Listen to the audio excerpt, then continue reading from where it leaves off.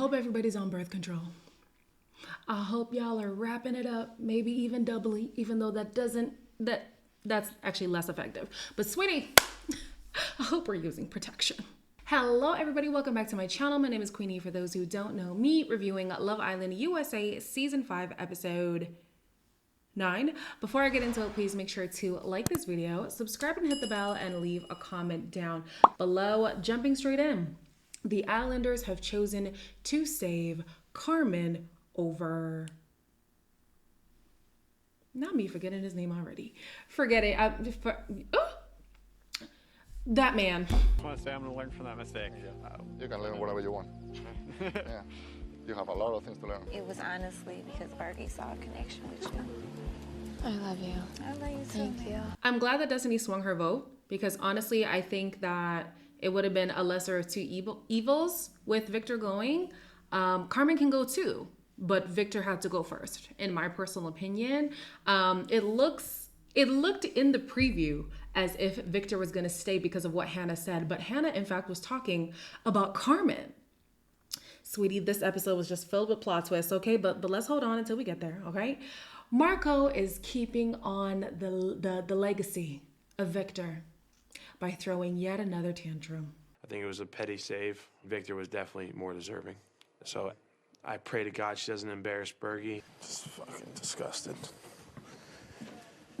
I gotta catch my tongue because I might start saying some shit. Here's the thing. At the end of the day, could Carmen embarrass Bergie? Yes. And in fact, she didn't even wait 24 hours to do it. But I don't feel like that justifies sending Carmen home.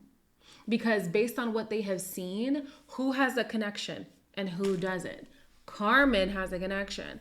Victor doesn't. Like, it doesn't make sense to keep her around. Honestly, waiting around for bombshells, it's not a good strategy. If somebody has something here that you could build on, you gotta respect that over potential. You know what I mean? So whatever. I had a feeling with Carmen, and it's funny. I'm gonna insert a little picture here of my friend. For some reason, she likes Carmen, but something about Carmen wasn't sitting well with me these last few episodes, and she proved it. Berkey's the one who got you. Dude, no, I know, and I want to die. The fact he knew, he was kind of like leading me into this conversation and then made the strong woman comment like I was gonna go fight this battle. The way that situation was handled is not what I would be looking for from a partner. Talk about grasping for straws. Talk about looking for issues so that you feel vindicated when you decide to leave the man that you were not interested in to begin with. Like, Karma is, you know what? Let's call her Karma. Karma, it's not looking good, sis. It's really not looking good.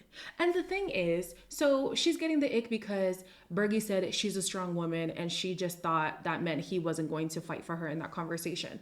Fair and fine. I understand your thought process. However, you were the one who heard the man say, I don't want any drama from this anymore, and proceeded to incite drama. Like, he could have got the ick from you. And I know you would have been doubly icked out if he was the one to get the ick with you. Like, Karma, let's be for real. Let's be for real. You didn't like this man. You couldn't keep up the facade. And unfortunately, your ass is going to be out real soon. Anna finally tells Leo, even though he already knows, that she heard the entire conversation he had with Cassie. So it's very hurtful to hear someone, like two people you really care about, your couple up and one of your best friends, talk about you. I felt embarrassed, like shit down there, you know, like you should never make someone feel like that, especially someone that you're coupled up with. I do appreciate you telling the truth now, but I would like to say that I'm no longer interested in getting to know you. I swear, Leo stays attracting these women who make these big declarations about not wanting him anymore. They're like, categorically, I am done with you. I want no parts with you anymore. And he just sits there like, I respect that. He loves this. He loves this. And then at the end of the episode, Anna was retracting, and I'm like, oh my goodness, like, I don't know how he does it. I don't know how he does it, but he's got a type, personality-wise.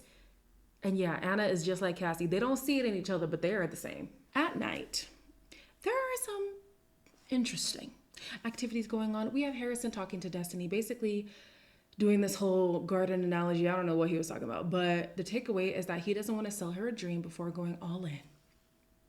Speaking of all in, Sweetie Keenan was all in them goods.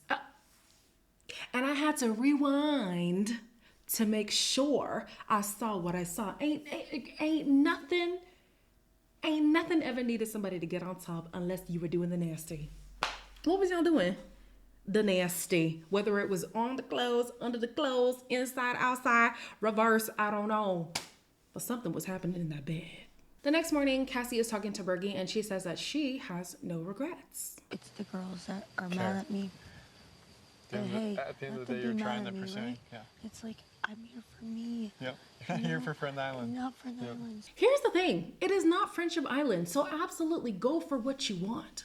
But don't do it in a shiesty way. That is the takeaway. Even when the guys do it, when they explore other connections, knowing full well they have their main connection there and they're not articulating their desire to explore properly, it's a problem.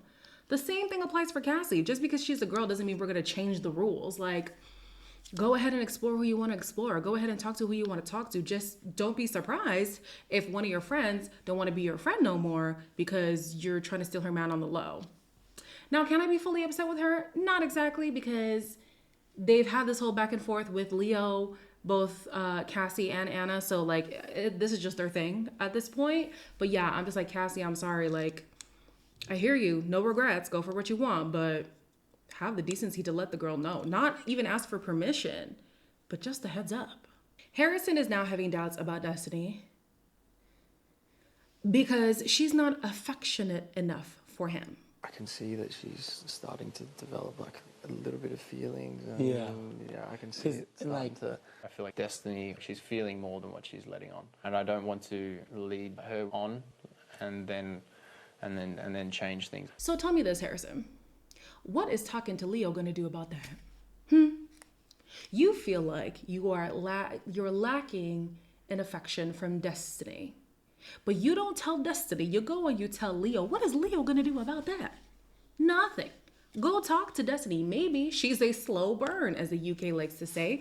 Maybe she's genuinely a slow burn. Or maybe she doesn't want to dive in so deep so fast because she's already been burnt on this exact show doing it that way. You know what I mean? So yeah, I'm not quite sure what he wants because I feel like whenever he leans in for a kiss or whatever, like, she obliges. I see them cuddling. I see them touching. Like, what more affection does he want?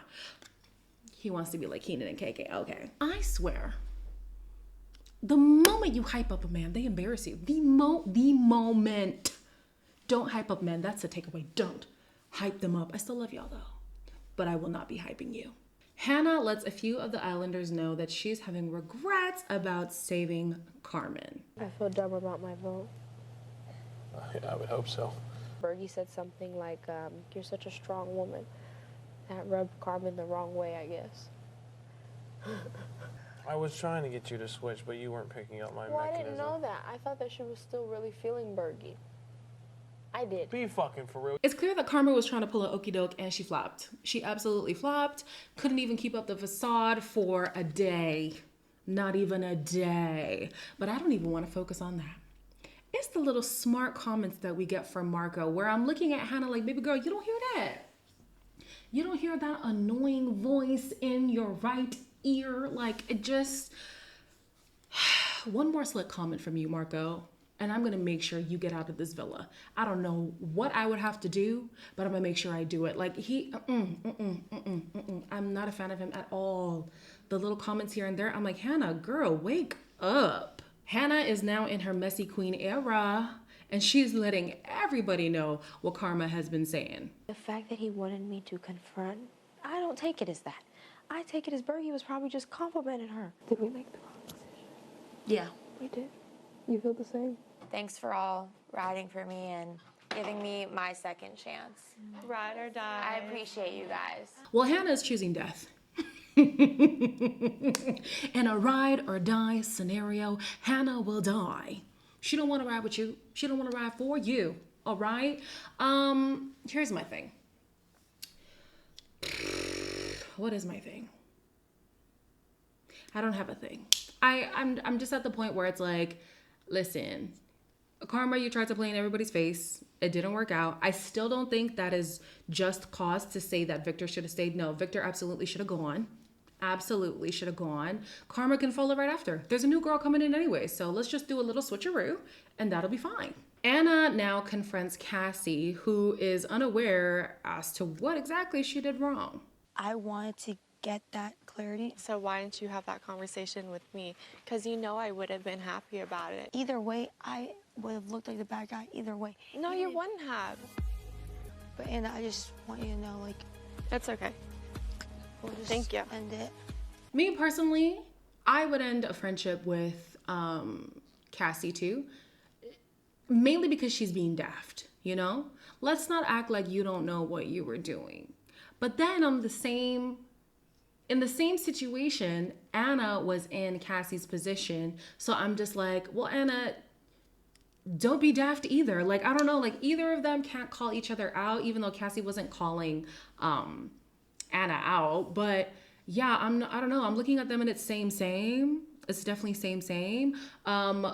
Cassie is just sticking with this whole I'm gonna do what I want and I'm not here to make friends and stuff like that. 1000%, yeah, you're not here to make friends, but literally courtesy, common courtesy is to just let somebody know what's about to happen, especially when you guys have to cohabitate. Come on. And Carmen. Right, I was calling her Karma. And Karma. Don't be slick now talking about, Cassie shouldn't do this and da-da-da-da-da. Baby girl, were you not the one encouraging her to go talk to Leo? Please. Karma wastes no time in letting Bergie know, hey, listen, the jig is up. You're just a friend. Been my number one all the way through. I got a second chance and I saw you and I was like, no way, this is happening right now. In that situation between you and Victor, I felt you like kind of brought me into it and then like I had to fight that battle. Yep. Is it friendship or is it romantic? It just made me realize like that's gonna be my best friend in here. Now, this is why I go back to my original perspective of wondering why Bergie is here.